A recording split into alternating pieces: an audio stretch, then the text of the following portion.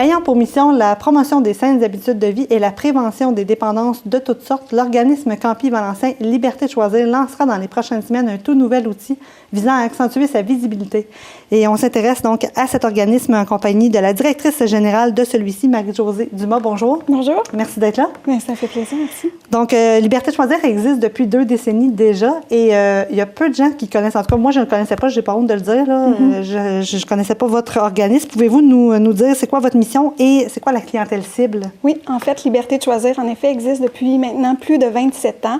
On est reconnu davantage par le milieu scolaire parce que, bon, vous l'avez nommé tout à l'heure, on est en promotion des saines habitudes de vie, prévention des dépendances auprès des jeunes et de leur entourage. Donc, on cible davantage les 6e années jusqu'en secondaire 5. On va rencontrer aussi les jeunes en formation professionnelle, centre d'éducation des adultes également.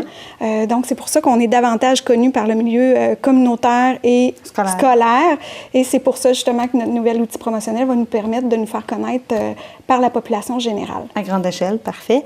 Et c'est quoi les services, là, concrètement, que vous offrez comme organisme? Là? Puis c'est quoi les territoires aussi que vous desservez? Oui, on couvre un très grand territoire. On couvre Beauharnois-Salaberry, Vaudreuil-Soulanges, le Haut-Saint-Laurent et Roussillon jusqu'à Châteauguay. OK, donc la vallée du Haut-Saint-Laurent. Exactement. Donc, on parle d'à peu près 4 commissions scolaires avec qui on travaille depuis les dernières années, ce qui représente environ 36 écoles. Il y a un potentiel beaucoup plus grand que ça, mais étant donné les ressources financières et humaines qu'on a, c'est les écoles qu'on peut couvrir. OK, parfait. Et les services, en fait, que vous offrez, ça ressemble à quoi? Oui, on fait beaucoup d'ateliers de prévention. Donc, on va rencontrer les jeunes dans leur classe avec différents programmes. Par exemple, en 6e année, c'est un programme qui s'appelle Prévenir pour mieux grandir. On va les rencontrer à 4 reprises.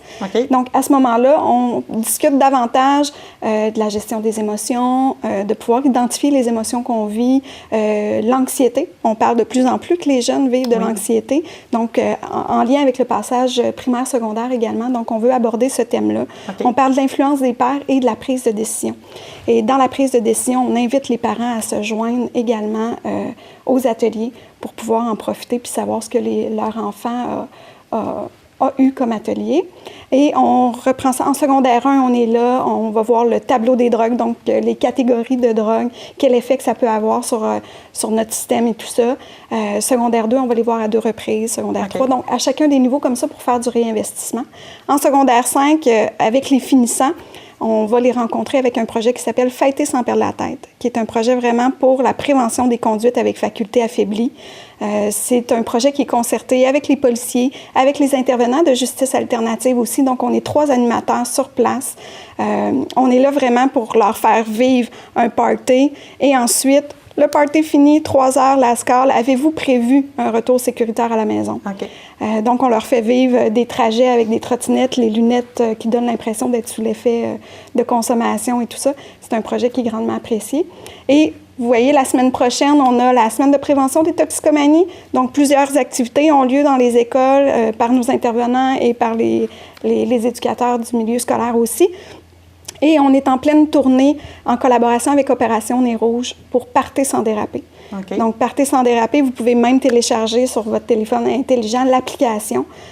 Donc, il y a plein de petites questions, tout ça en lien avec les conduites avec facultés affaiblies, en prévision aussi du temps des fêtes avec Opération Nez Rouge. Les parties de Noël vont commencer. Oui. D'autres services aussi qu'on offre, c'est le service d'intervention.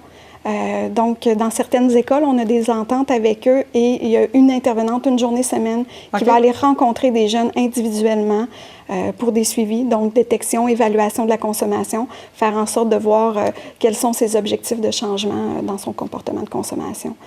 Éviter les conséquences, justement, en lien avec l'école. Très intéressant et pertinent de nos jours également. Et si on est à la maison, on regarde, on est professeur ou directeur d'école, on fait comment? Est-ce qu'on fait juste vous appeler? Est-ce que c'est vous qui faites le premier contact? Comment ça fonctionne? Oui, habituellement, c'est vraiment les écoles qui communiquent avec nous. On essaye d'évaluer leurs besoins, de voir exactement ce qu'on a. On a un programme très... je dirais, fixe dans le temps, en fait, avec nos ateliers qui s'appliquent à chacun des niveaux selon l'âge et la maturité des élèves.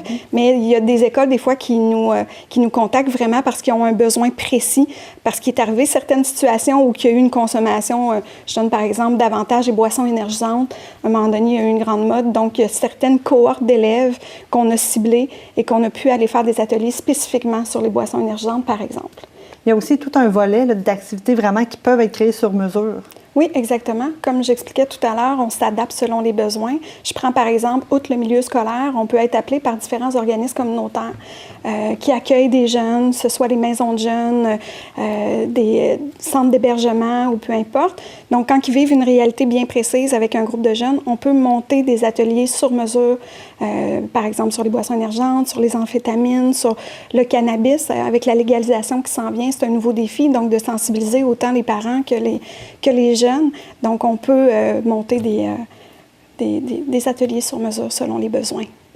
Et le 22 novembre prochain, il y aura donc l'AGA, l'Assemblée générale annuelle de l'organisme à la fratrie de Salaberry de Valleyfield.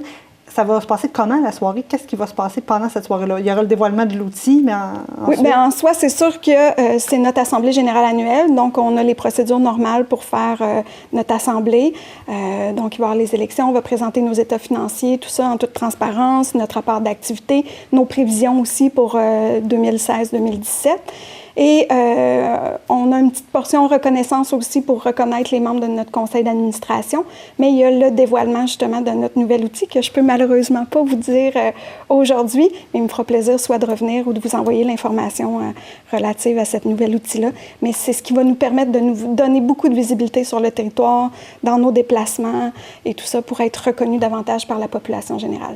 Parfait. Comment on fait pour avoir plus d'infos sur Liberté de choisir? On se rend où? Est-ce que vous avez un site web, une page Facebook? Pour l'instant, vous pouvez nous suivre, prendre l'information sur notre page Facebook, par téléphone, et on est en processus de création pour notre site web qui va être probablement lancé après les fêtes. Donc, ça aussi, donner davantage de visibilité. Parfait. Donc, Marie-Josée Dumas, merci beaucoup d'avoir été avec nous, puis on vous souhaite un bon succès dans toutes vos activités avec votre organisme. Merci, c'est gentil.